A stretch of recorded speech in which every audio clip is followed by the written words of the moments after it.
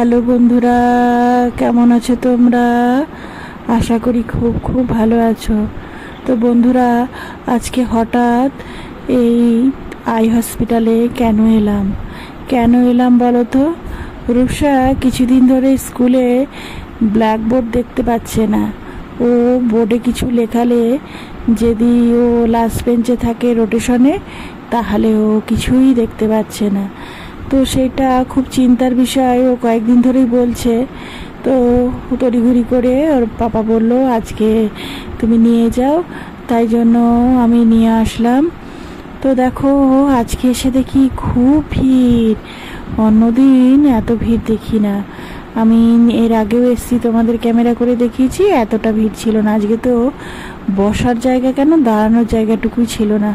তবে ভেতরে এসি ছিল বলে এইটুকু রক্ষে।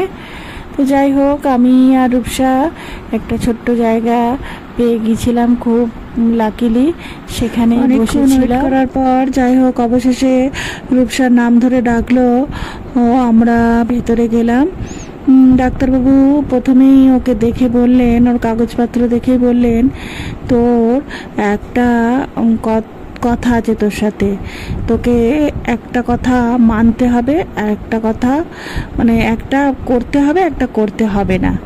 তা ওকে বললো, তুই কোনটা আগে শুনবি, করতে হবে যেটা নাকি করতে হবে না যেটা? বলছে আমি যেটা করতে হবে সেটা আগে শুনবো। তা ও পজিটিভটা আগে বেছে নিল। তো বললো তোকে সবসময় চশমা পরে থাকতে হবে, আর একটা যেটা করতে হবে না সেটা তোকে মোবাইল দেখতে হবে না। আসলে মোবাইল দেখার জন্যই ওর এই চোখের প্রবলেমটা হয়েছে। মোবাইলের রেটা আমাদের চোখের জন্য খুবই ক্ষতিকারক।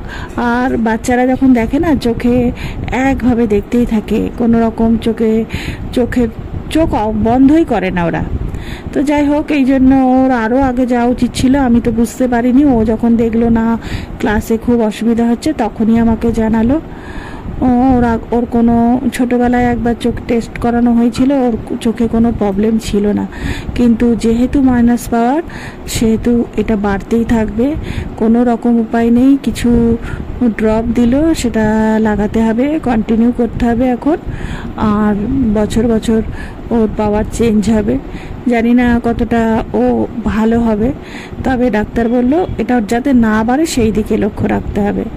তো চলো, আমাদের হয়ে গেছে দেখানো, আর আমরা এখান থেকে বেরিয়ে যাচ্ছি। এবার যাব চশমার দোকানে, কারণ আজকেই সব কিছু কাজ সেরেই যাব। ওষুধ তো এখানেই পাওয়া যায়, আমি নিয়ে নিয়েছি। 2টো ড্রপ দিল, ওটা কন্টিনিউ করেই মানে প্রতিদিনই লাগাতে হবে, যেভাবে ডাক্তার বলেছেন সেইভাবে।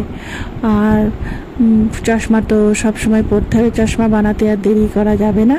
আমাদের তো নির্দিষ্ট একটা দোকান আছে, সেখান থেকে আমি আমার ছেলে সবসময় বানাই, সেখানেই যাব। সেখানে গিয়েই আমি দেখব কত কি পড়ে। এখানেও বানানো যেত, যেহেতু এটা অনেকটা দূর, তাই জন্য এখানে আবার চশমা নিতে কে আসবে, দেরি, তাই ওই আমাদের যেখানে সুবিধা সেখানে নিচ্ছি।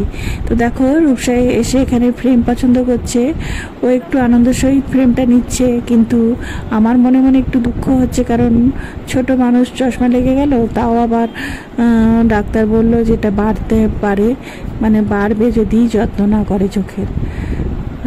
ও দেখি, ও তো ফ্রেম বলছে এটা নেবো না, ওটা নেবো না। তো যাই হোক, আমি এই ফ্রেমটা সিলেক্ট করলাম, একটু কালারটা পিঙ্ক কালারের।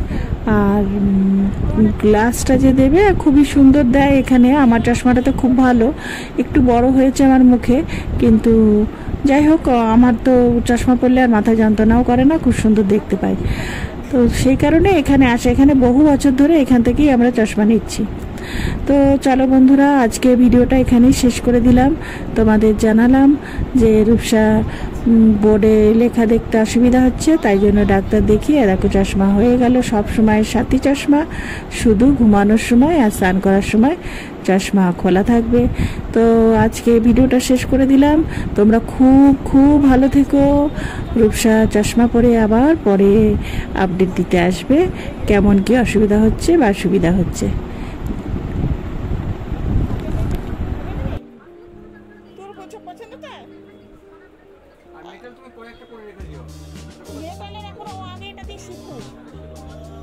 জীবনে প্রথম চশমা হয়েছে?